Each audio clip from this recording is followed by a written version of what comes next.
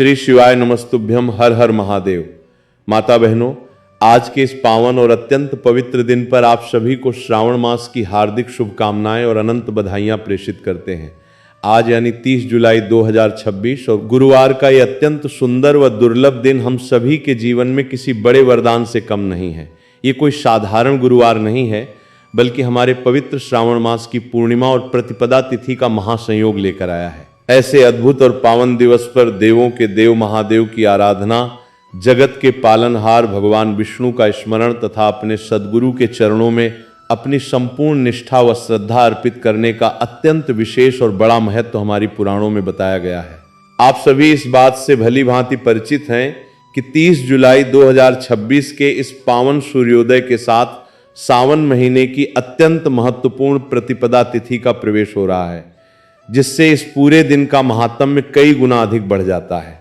इसलिए आप सभी को इस विशेष अवसर पर 3 पीले कनेर के फूल वाला वो अचूक और चमत्कारी उपाय अवश्य करना चाहिए, जिसके बारे में आज हम आपको विस्तार से और बहुत ही सरल शब्दों में समझाने जा रहे हैं। माता बहनों, इस उपाय को आपको किस प्रकार करना है, किस समय करना है, किस स्थान पर करना है और इस संपूर्ण प्रक्रिया को करते समय आपको किन किन छोटी छोटी लेकिन महत्वपूर्ण बातों का विशेष रूप से ध्यान रखना है, इन सभी बातों की संपूर्ण जानकारी हम आपको इस पावन आलेख के माध्यम से दे रहे हैं। तो आइए शिव साधना के सुंदर क्रम को आगे बढ़ाते हैं और इस दिव्य उपाय के हर एक पहलू को गहराई से समझते हैं। हमारे जीवन में कई बार ऐसा समय आता है जब हम बड़े बड़े अनुष्ठान, कठोर व्रत और कठिन पूजा पाठ करते हैं, परंतु फिर भी हमारी मनोकामनाएं पूर्ण नहीं हो पाती हैं। ऐसे समय में केवल एक छोटे से सच्चे भाव और विश्वास के साथ किया गया समर्पित प्रयास हमारे भाग्य के बंद दरवाजों को खोल देता है। ये 30 जुलाई 2026 का पावन दिन और सावन मास की प्रतिपदा तिथि का ये पवित्र संयोग कुछ ऐसा ही अद्भुत फल प्रदान करने वाला है। बहुत से ऐसे श्रद्धालु भाई बहन हैं जिन्होंने पूर्व के वर्षों में या ऐसे ही विशेष अवसरों पर इन उपायों को पूरी श्रद्धा के साथ किया है और उन्हें अपनी झोली में इसका प्रत्यक्ष और सुखद परिणाम अवश्य प्राप्त हुआ है। यदि आप भी इस 30 जुलाई 2026 के सावन महीने के सबसे बड़े गुरुवार और प्रतिपदा तिथि के पावन अवसर पर इस उपाय को करने का मन बना रहे हैं, तो सबसे पहले इस पूरी प्रक्रिया को अपने मन मस्तिष्क में अच्छे से बैठा लें, इसे पूरी एकाग्रता के साथ सुन लें और समझ लें और उसके बाद ही पूर्ण विश्वास के साथ इसे संपन्न करें। आपको इस उपाय का 100% सकारात्मक फल अवश्य मिलेगा। इस उपाय की सबसे बड़ी विशेषता यह है कि इसे करने के बाद आपके घर परिवार में चाहे किसी भी प्रकार का कोई भी दुख, क्लेश या बड़ी से बड़ी समस्या क्यों न चल रही हो, और कई बार तो स्थिति ये होती है कि हमें उसका मूल कारण तक ज्ञात नहीं होता कि आखिर हमारे जीवन में ये कष्ट किस वजह से आ रहा है। इसके पीछे अनगिनत कारण हो सकते हैं, जैसे कि हमारे पूर्वजों का असंतोष या पितृदोष होना, हमारे जन्म पत्री में किसी प्रकार का मंगल दोष या अन्य कोई गंभीर ग्रह दोष होना, अथवा अन्य कोई अदृश्य नकारात्मक ऊर्जा का प्रभाव होना। कुछ भी कारण हो सकता है, परंतु सबसे सुंदर बात यह है कि इस 3 कनेर के फूल वाले उपाय को करने के लिए आपको अपने जीवन के इन तमाम दोषों का पता लगाने की या उनकी गहराई तक जाने की बिल्कुल भी आवश्यकता नहीं है। बस आपको इस 30 जुलाई को सावन प्रतिपदा तिथि के पावन बेला पर इस 3 कनेर के फूल वाले महाउपाय को अपनी पूरी निष्ठा के साथ संपन्न कर लेना है। माता बहनों, अब हम बहुत ही सहजता से ये समझ लेते हैं कि इस दिव्य उपाय को करने का सही समय क्या होना चाहिए और इसे किस पहर में करना सबसे अधिक फलदायी माना गया है। सबसे पहली और महत्वपूर्ण बात तो ये है कि ये 3 कनेर के फूल वाला उपाय किस व्यक्ति को करना चाहिए। हमारे शास्त्रों और आचार्यों के वचनों के अनुसार ये उपाय मुख्य रूप से किसी भी प्रकार की अटकी हुई मनोकामना को पूर्ण करवाने के लिए, जीवन के अंधकार को दूर करके उजाला लाने के लिए, या आपके मार्ग में आ रही किसी बड़ी बाधा को समाप्त करने के लिए किया जाता है। इसलिए जिस भी मनुष्य को महादेव के श्री चरणों में अपनी कोई सच्ची और पवित्र मनोकामना रखनी है और उसे पूर्ण करवाना है, वो इस उपाय को पूरी श्रद्धा के साथ कर सकता है। इसके अलावा यदि हमारे घर की कोई भी माता या बहन अपने पूरे परिवार की सुख, शांति, समृद्धि और आरोग्यता के लिए तथा अपने घर परिवार में माता लक्ष्मी के अस्थायी वास और धन धान्य की वृद्धि के लिए इस उपाय को करना चाहती हैं, तो घर की जो सबसे बड़ी माता या बहन होती हैं उन्हें विशेष रूप से इस 3 कनेर के फूल वाले उपाय को अपने हाथों से करना चाहिए। सनातन संस्कृति में माता बहनों को घर की प्रत्यक्ष लक्ष्मी माना गया है, और जब घर की लक्ष्मी अपने परिवार के कल्याण के लिए कोई विशेष उपाय करती हैं तो उसका पुण्य प्रभाव बहुत ही अल्प समय में और कई गुना अधिक विस्तृत रूप में प्राप्त होता है। वैसे इस उपाय को परिवार का कोई भी सदस्य कर सकता है, चाहे वो बड़े बुजुर्ग हों, युवा हों या कोई बालक हो। जिस भी मनुष्य को इस 3 कनेर के फूल वाले उपाय की विधि भली भांति समझ आ जाती है, वो इस पावन गुरुवार के दिन इसे जरूर करे, क्योंकि सावन मास की इस ऊर्जावान तिथि पर किए गए कर्म का फल अतिशीघ्र प्राप्त होता है। माता बहनों, गुरुवार का ये पवित्र दिन जगत के पालनहार भगवान विष्णु को समर्पित होता है, और इस दिन भगवान विष्णु अत्यंत सहजता और प्रसन्नता के साथ अपने भक्तों की पुकार सुन लेते हैं। ऐसे में जब सावन का महीना और गुरुवार की प्रतिपदा तिथि एक साथ मिल जाएं, तो ये महासंयोग सोने पर सुहाग जैसा हो जाता है। आइए अब हम ये समझें कि इस 3 कनेर के फूल वाले उपाय को आपको चरणबद्ध तरीके से कैसे करना है और इसके संपादन का सही समय क्या है। इस गुरुवार प्रतिपदा तिथि के पावन अवसर पर किए जाने वाले इस 3 कनेर के फूल के उपाय को मुख्य रूप से प्रातः काल यानी सूर्योदय के आसपास के समय में करना सबसे उत्तम माना गया है। आपको अपनी पूरी कोशिश यही रखनी चाहिए कि आप सुबह के शांत और पवित्र वातावरण में इस उपाय को संपन्न कर लें। परंतु यदि किसी अपरिहार्य कारणवश या जीवन की व्यस्तताओं के चलते आप प्रातःकाल इस उपाय को न कर पाएं, आपको किसी आवश्यक कार्य से बाहर जाना पड़े या घर की अन्य जिम्मेदारियों के कारण समय न मिल पाए, तो आपके पास एक और अत्यंत सुंदर और पावन अवसर शेष रहता है, जो कि संध्या काल यानी प्रदोष काल का समय होता है। बहुत से श्रद्धालुओं के मन में अक्सर ये एक बहुत बड़ा प्रश्न बना रहता है कि ये प्रदोष काल का दिव्य समय आखिर होता कब है। दिन के किस पहर से लेकर किस पहर तक के समय को हम प्रदोष काल मान सकते हैं, ताकि हमारे उपाय का समय बिल्कुल सटीक बैठ सके। आपकी इस दुविधा को दूर करते हुए हम आपको बहुत ही स्पष्ट रूप से बता देना चाहते हैं कि संध्याकालीन प्रदोष काल का जो मुख्य समय होता है वो सूर्य ढलने के ठीक आसपास का समय माना जाता है।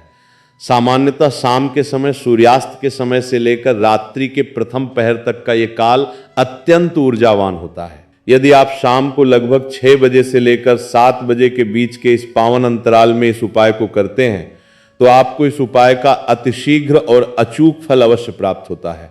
इसके अलावा यदि किन्हीं कारणों से आपको थोड़ा और विलंब हो जाए और आप 7 बजे से लेकर रात के 8 बजे तक भी इस उपाय को संपन्न करते हैं, तो भी ये पूरी तरह से मान्य और फलदायी होता है। और यदि किसी विशेष परिस्थिति में और भी अधिक विलंब हो जाए, तब भी आप अपनी श्रद्धा के अनुसार इस पावन कार्य को कर सकते हैं, क्योंकि 30 जुलाई 2026 का ये सावन प्रतिपदा तिथि का दिन पूरे वर्ष भर में बहुत ही दुर्लभता से प्राप्त होता है। इसलिए जब भी आपको जीवन में ऐसा सुअवसर मिल जाए, आप पूरी निष्ठा के साथ इस उपाय को अवश्य पूरा कर लें। हमारे शास्त्रों में कहा गया है कि सावन मास का एक एक पल और एक एक तिथि अपने आप में महात्म्य रखती है। इसलिए समय की थोड़ी बहुत सीमा से अधिक आपका भाव और आपकी सच्ची श्रद्धा मायने रखती है। फिर भी अपनी सुविधा के अनुसार थोड़ा सा प्रयास यही करें कि निर्धारित समय सीमा के भीतर ही इसे पूर्ण कर लिया जाए। जो भी माता या बहन सावन प्रतिपदा तिथि के इस पावन दिवस पर शिवलिंग के ऊपर पूर्ण समर्पण के साथ इन 3 कनेर के फूलों का ये उपाय संपन्न कर लेती है, उसके जीवन में चल रही समस्त प्रकार की बाधाएं, परेशानियां और संताप हमेशा के लिए समाप्त हो जाते हैं और महादेव की असीम अनुकंपा से उसकी सभी मनोकामनाएं पूर्ण हो जाती हैं। तो आइए अब हम पूज्य गुरुजी द्वारा बताए गए इन अत्यंत चमत्कारिक और अचूक उपायों की श्रृंखला में सबसे पहले और सबसे महत्वपूर्ण उपाय की पूरी विधि को बहुत ही सरल और स्पष्ट रूप से समझते हैं। इस उपाय को करने के लिए आपको बहुत अधिक सामग्री की आवश्यकता नहीं है, बल्कि केवल कुछ ही सरल चीजें आपको अपने पास रखनी है।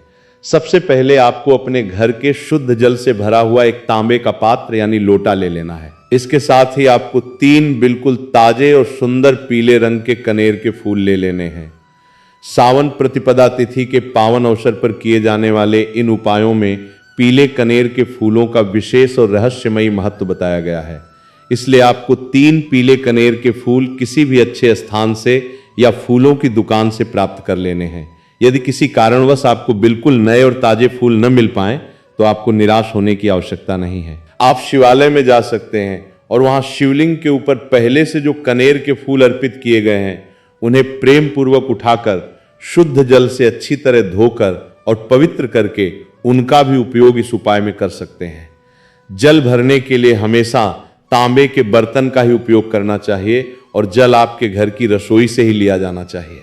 इन दो अत्यंत पवित्र सामग्रियों को अपने साथ लेकर आपको अपने निकटतम किसी भी शिवालय या शिव मंदिर में पहुंच जाना है। माता बहनों, इस उपाय को आप अपनी सुविधा के अनुसार सुबह के समय करना चाहें तो सुबह कर लें और यदि शाम के समय करना चाहें तो शाम को कर लें। संपूर्ण दिन और रात के इस पावन 24 घंटे के अंतराल में आप किसी भी समय इस उपाय को संपन्न कर सकते हैं। शिवालय में पहुंचने के पश्चात सबसे पहले आपको मंदिर के भीतर प्रवेश करके अपने बैठने की स्थिति का विशेष ध्यान रखना है।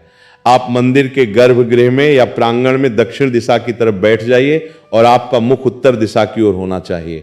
सनातन परंपरा और वास्तु के अनुसार उत्तर दिशा को महादेव का वास स्थान माना गया है, इसलिए इस दिशा की ओर मुख करके पूजा करने से हमारा संदेश सीधे देवाधिदेव महादेव तक पहुंच जाता है। अब आप जो 3 पीले कनेर के फूल अपने साथ लेकर आए हैं उनमें से आपको एक एक करके इन फूलों को शिवलिंग के आसपास स्थित उस पवित्र स्थान पर समर्पित करते जाना है जिसे हम महादेव के संपूर्ण परिवार का स्थान कहते हैं। शिव परिवार का हर एक सदस्य हमारी चेतना और हमारे जीवन के विभिन्न पहलुओं का प्रतिनिधित्व करता है। आइए इन स्थानों को बहुत ही ध्यान से समझते हैं। सबसे पहले आपको अपने हाथ में से पहला कनेर का फूल उठाना है और शिवलिंग में जो दाहिने हाथ की तरफ का कोण होता है, जिसे हमारे शास्त्रों में भगवान श्री गणेश जी का स्थान माना गया है, वहां पर ये पहला पीला कनेर का फूल प्रेम से समर्पित कर देना है। इस फूल को रखते समय अपने मन ही मन में देवाधिदेव महादेव के मूल मंत्र श्री शिवाय नमस्तुभ्यम का स्मरण कर लेना है। इसके पश्चात आपको अपने पास रखे हुए 3 फूलों में से दूसरा कनेर का फूल उठाना है और उसे कार्तिकेय जी वाले स्थान पर समर्पित कर देना है। शिवलिंग के पास भगवान कार्तिकेय का जो निर्धारित स्थान होता है वहीं पर इस दूसरे फूल को रखकर पुनः श्री शिवाय नमस्तुभ्यम मंत्र का उच्चारण करना है। इसके बाद आपको तीसरा कनेर का फूल लेना है और उसे माता अशोक सुंदरी के स्थान पर समर्पित करना है। जलधारी के बिल्कुल मध्य भाग का जो स्थान होता है, जहां से मां पार्वती का प्रतीक जल नीचे प्रवाहित होता है, उस स्थान को माता अशोक सुंदरी का स्थान कहा जाता है। यहीं पर आपको तीसरा कनेर का फूल समर्पित करना है और पूरी श्रद्धा के साथ श्री शिवाय नमस्तुभ्यम का स्मरण करना है। परंतु इस उपाय की पूर्णता के लिए हमें कुछ और फूलों की आवश्यकता होती है, इसलिए यदि आपके पास 3 से अधिक फूल हैं या आप कुछ और फूल साथ रखते हैं तो चौथा कनेर का फूल आपको माता पार्वती के हस्तकमल पर समर्पित करना है। शिवपिंडी जिस सुंदर गोलाकार आधार पर रखी रहती है, उस पूरे वृत्ताकार स्थल को माता जगत जननी जगदम्बा पार्वती का हस्तकमल कहा जाता है। चौथा कनेर का फूल आपको इसी पावन स्थल पर समर्पित करना है और श्री शिवाय नमस्तुभ्यम का स्मरण करना है। इसके पश्चात जो 5वां कनेर का फूल आपके पास है उसे आपको सीधे शिवलिंग के ठीक ऊपर समर्पित कर देना है। ये 5वां फूल शिवलिंग के ऊपर रखते ही आपको अपने जीवन की उस विशेष मनोकामना को महादेव के सामने कह देना है जो लंबे समय से अधूरी पड़ी है, जिसके लिए आपने दुनिया भर के उपाय और टोटके कर लिए हैं परंतु फिर भी सफलता नहीं मिल पा रही है। यदि आप इस प्रकार से इस गुरुवार सावन प्रतिपदा तिथि के दिन इस विशेष उपाय को करते हैं तो आपकी वो मनोकामना बहुत ही शीघ्र परिपूर्ण हो जाती है। यदि आप प्रत्यक्ष रूप से शिव परिवार के इन सभी स्थानों को लेकर थोड़े असमंजस में हैं तो आप मंदिर के किसी विद्वान से या अपने मन में शिव परिवार के सुंदर स्वरूप का ध्यान करके इन स्थानों पर फूल अर्पित कर सकते हैं। फूलों को उनके निश्चित स्थानों पर अर्पित करने के पश्चात अब आपको अपने तांबे के लोटे में रखे हुए जल से अभिषेक की प्रक्रिया को आगे बढ़ाना है। सबसे पहले थोड़ा सा जल श्री गणेश जी वाले स्थान पर समर्पित करें और श्री शिवाय नमस्तुभ्यम का जप करें। इसके बाद थोड़ा सा जल कार्तिकेय जी वाले स्थान पर अर्पित करें और मंत्र का स्मरण करें। फिर थोड़ा सा जल माता अशोक सुंदरी के स्थान पर समर्पित करें और पुनः मंत्र बोलें। इसके बाद थोड़ा सा जल माता पार्वती के हस्तकमल पर समर्पित करें और मंत्र का जाप करें। अंत में आपके लोटे में जितना भी जल शेष बचा है उस संपूर्ण जल को एक धारा बनाकर सीधे शिवलिंग के ऊपर लगातार अर्पित करते जाएं। जब आप शिवलिंग के ऊपर ये जल अर्पित कर रहे हो तब आपके मन में शिव महापुराण के इस महामंत्र श्री शिवाय नमस्तुभ्यम का कम से कम 21 बार निरंतर स्मरण होना चाहिए। जल की एक एक बूंद के साथ इस मंत्र का उच्चारण आपके भीतर एक नई आध्यात्मिक ऊर्जा का संचार कर देता है। जो भी मनुष्य श्रावण मास के ऐसे पावन और विशिष्ट अवसरों पर इस संपूर्ण उपाय को विधि विधान से संपन्न कर लेता है, उसकी झोली महादेव कभी खाली नहीं रखते हैं। आइए अब हम पूज्य गुरु जी द्वारा बताए गए दूसरे अत्यंत खास और प्रभावकारी उपाय की ओर बढ़ते हैं। ये दूसरा उपाय भी आपके जीवन की सभी प्रकार की जटिल समस्याओं, कष्टों और दुर्भाग्य को समाप्त करने के लिए एक अचूक औषधि की तरह कार्य करता है। इस उपाय को करने के लिए सबसे पहले आपको तांबे के पात्र में अपने घर की रसोई से शुद्ध जल का एक लोटा भर लेना है। इसी के साथ आपको 11 चावल के बिल्कुल अखंडित दाने ले लेने हैं। इस बात का विशेष ध्यान रखें कि चावल का एक भी दाना टूटा हुआ या खंडित नहीं होना चाहिए, क्योंकि खंडित वस्तुएं पूजा में वर्जित मानी जाती हैं। इसके साथ ही आपको एक बिल्कुल शुद्ध और पवित्र सफेद रंग का फूल ले लेना है। यह सफेद रंग का पुष्प महादेव को अत्यंत प्रिय है और यही सफेद फूल आपके सभी रुके हुए कार्यों को सफल बनाने तथा आपके समस्त मनोरथों को पूरा करने का माध्यम बनेगा। और इन सब सामग्रियों के साथ साथ आपको 3 बिल्कुल साफ और बिना कटे फटे बेलपत्र ले लेने हैं। इन सभी आवश्यक सामग्रियों को लेकर आपको अपने निकट के शिवालय में पहुंच जाना है। इस दूसरे उपाय को भी यदि आप संध्या काल के समय यानी प्रदोष काल के पावन बेला में करते हैं तो इसका परिणाम कई गुना अधिक बढ़कर प्राप्त होता है, क्योंकि प्रदोष काल में साक्षात महादेव और माता पार्वती का वास शिवलिंग के भीतर होता है। हालांकि यदि आपके स्थानीय मंदिर के नियमों के अनुसार शाम के समय शिवलिंग पर जल या वस्तुएं समर्पित करने की अनुमति नहीं है या किसी अन्य असुविधा के कारण आप शाम को नहीं जा सकते, तो आप इस उपाय को पूरे दिन में किसी भी सुविधानुसार समय पर संपन्न कर सकते हैं। शिवालय में पहुंचने के पश्चात आपको इन सभी सामग्रियों को एक एक करके बहुत ही प्रेम और शालीनता के साथ शिवलिंग के ऊपर समर्पित करना है। सबसे पहले अपने हाथों से वे 11 चावल के अखंडित दाने शिवलिंग के ऊपर समर्पित करें और साथ ही श्री शिवाय नमस्तुभ्यम मंत्र का निरंतर स्मरण करते रहें। इसके बाद जो एक सफेद रंग का सुंदर सा फूल आप अपने साथ लाए हैं उसे भी शिवलिंग के ऊपर समर्पित कर दें और महादेव के पावन मंत्र का जप करें। इसके पश्चात आपके पास जो 3 बेलपत्र हैं उन्हें एक एक करके या एक साथ लेके शिवलिंग के ऊपर इस प्रकार अर्पित करें कि बेलपत्र की चिकनी सतह शिवलिंग से स्पर्श करे। बेलपत्र अर्पित करते समय भी श्री शिवाय नमस्तुभ्यम का मानसिक जप करते रहना है। अब आपके जीवन का जो भी ऐसा कार्य है जो बहुत प्रयासों के बाद भी बन नहीं रहा है, जिस कार्य में आपको लगातार असफलता मिल रही है, उसका स्मरण करना है। मान लीजिए कि आप अपने भविष्य को संवारने के लिए नौकरी पाने हेतु पिछले कई वर्षों से लगातार प्रयास कर रहे हैं, कठिन परिश्रम कर रहे हैं, परंतु फिर भी आपको सफलता का मुख देखने को नहीं मिल रहा है। या फिर आप अपने व्यापार को आगे बढ़ाने के लिए दिन रात एक कर रहे हैं, अपनी पूरी पूंजी लगा रहे हैं, लेकिन फिर भी आपके व्यापार में लगातार घाटा होता चला जा रहा है। अथवा आप अपने स्वयं के सपनों का एक छोटा सा मकान खरीदना चाहते हैं, अपनी जमीन का टुकड़ा लेना चाहते हैं या जीवन का कोई भी अन्य बड़ा लक्ष्य प्राप्त करना चाहते हैं, परंतु हर बार मार्ग में कोई न कोई बड़ी बाधा आ जाती है। तो पूज्य गुरु जी ने अपनी कथा में स्पष्ट रूप से कहा है कि ऐसे सभी अटके हुए कार्यों की सफलता के लिए आपको महादेव के चरणों में अपनी सच्ची प्रार्थना रख लेनी है।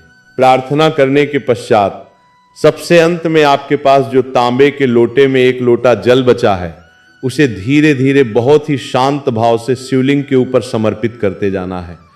जल की धारा अर्पित करते समय लगातार शिव महापुराण के मूल मंत्र श्री शिवाय नमस्तुभ्यम का स्मरण अपने भीतर जारी रखना है। ये उपाय आपके जीवन की सोई हुई किस्मत को पुनर्जीवित कर देता है, आपके भाग्य के बंद तालों को खोल देता है और आपके जीवन से जुड़े समस्त प्रकार के दुर्भाग्य और अंधकार को सदा सदा के लिए समाप्त कर देता है। तो आइए अब हम तीसरे और अत्यंत महत्वपूर्ण उपाय की चर्चा करते हैं, जो विशेष रूप से आपके जीवन में धन धान्य की अपार वृद्धि करने के लिए, आर्थिक संकटों से मुक्ति पाने के लिए और घर परिवार में सुख समृद्धि का स्थायी वास लाने के लिए बताया गया है।